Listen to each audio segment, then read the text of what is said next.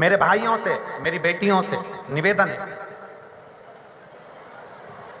एक निवेदन करना चाहूंगा, मेरी बेटियों से, मेरी जीजियों से, मेरी माताओं से, जब भी शंकर के मंदिर में अर्चना करने जाओ, लोटा भर के जल चढ़ाने जाओ, अगर तुम्हारे नगर में, तुम्हारे मोहल्ले में, तुम्हारे क्षेत्र में कहीं शंकर का मंदिर है और तुम अगर एक लोटा जल चढ़ाने के लिए जाती हो, तो मेरी माताओं के लिए यह विशेष है, मेरी जीजियों के लिए विशेष है, मेरी बेटियों के लिए विशेष है कि 3 स्थान शंकर के शिवलिंग में 3 स्थान ऐसे हैं जहां का स्पर्श कर लेना चाहिए और अपने मन की कामना बाबा से कह देना चाहिए। तो कहते हैं वो नारी को जिंदगी में कभी दुख नहीं झेलना पड़ता है। 3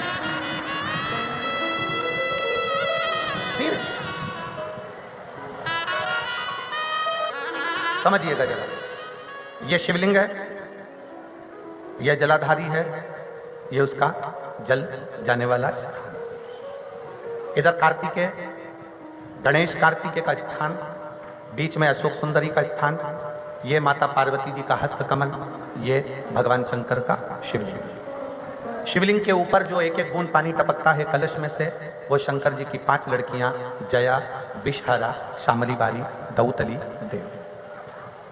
3 स्थान मेरी जीजियों के लिए, मेरी बेटियों के लिए, मेरी माताओं के लिए। पहला, भगवान शंकर का जल जहां से गिरता है उस स्थान पर अपने हस्त कमल को लगाना। दूसरा, जो माता का कटी भाग, माता का हाथ, जो माता का सुंदर हस्त कमल है, उस हस्त कमल पर स्पर्श करना। और तीसरा, जहां से जल बहता है उसके ठीक विपरीत भाग में, उसके ठीक विपरीत भाग में जो माता पार्वती जी का हस्त कमल है, जहां जल बहता है उसके ठीक विपरीत भाग में उस स्थान का स्पर्श करना।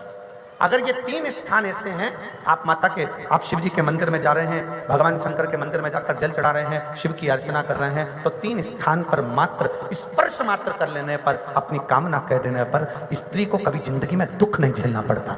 और कितना भी, फिर एक प्रैक्टिकल, फिर एक प्रयास करो।